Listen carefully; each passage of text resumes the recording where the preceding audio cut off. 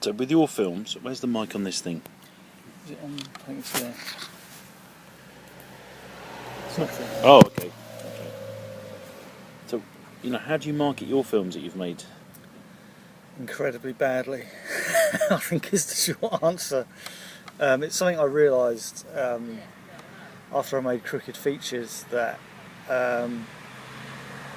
unless your movie is absolutely amazing, no one's going to notice it, no one's going to give a shit, so you do need to market it. The last example I can think of someone who sort of came from nowhere is Neil Blomkamp. Was it Neil Blomkamp? Who did District 9. He started off, he did a short, I can't remember what the short was called, but it's basically an android walking around what looks like parts of South Africa. And you could see that, yeah, he's obviously got a lot of talent. Is that real, or was it just like a story that was made up? I'm pretty sure it's real because, I saw that short at the time where no one was paying any attention to him. So in his case, I don't think it was made up. I think he did get to where he was on talent. But, of course, just because you're a good CGI VFX artist doesn't mean you're a great director. And although I know plenty of people who love District 9, I actually thought District 9 technically was a triumph, but as a movie, it's not the sort of thing I bother to watch again. But just bring it back to your stuff though. So how do you go about it? So, or just I don't. I don't. That probably is a big problem. I mean, what I did with Crooked Features is I did send out a press release. I did get an interview with Screen International. They published out of that interview they published 2 sentences because they were doing a feature on independent filmmakers at the time. Interestingly, the reporter or the journalist who did that story is now the editor of Screen International, which is interesting. But unfortunately, it's not like we're on first name terms, so haven't exactly kept in touch with her. But that was interesting, and it was good to have press interest, especially Screen International, which is obviously a prestigious publication. It still is a fairly prestigious publication. Did it help sales? No.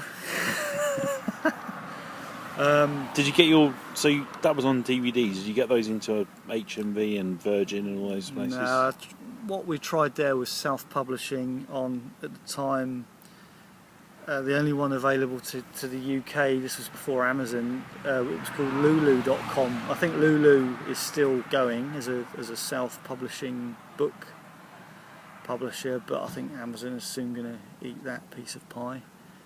Some of my a later film I did self-publish on Amazon Create Space, but again, although the outlets are there to create the product, there's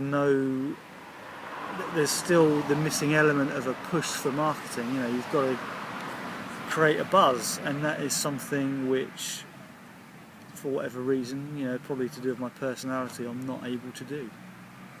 So I can make a film, I can create a product, but I'm still a really shit salesman. So how much money did you make? What's the most money you've made off of a film? They've all been loss makers. They've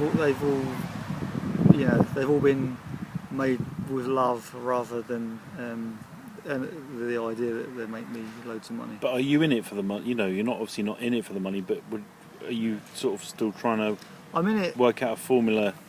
Yeah, I mean, would it be good to make some money? It would be brilliant to actually make some money one day at doing something I enjoy and something I love. That day has not yet come. But in the meantime, for as long as I enjoy it, I do sometimes question myself about why I carry on. But every time I get on a film set, it's obvious. It's just so much fun, and even you know, as an observer, I enjoy being on film sets. So you're would you say you're addicted to filmmaking? Yeah, I think it's the one art form that I'm able to feel that I can actually create something I'm not sort of ashamed of. I mean, I've done painting and stuff, and I'm just never happy with what I create. Whereas with a narrative form, I'm able to tell a story with a beginning, middle, and an end, and I can make it as crazy as I want. Nobody can tell me what to do. I can put it out there, and people can either love it or hate it. It's fine.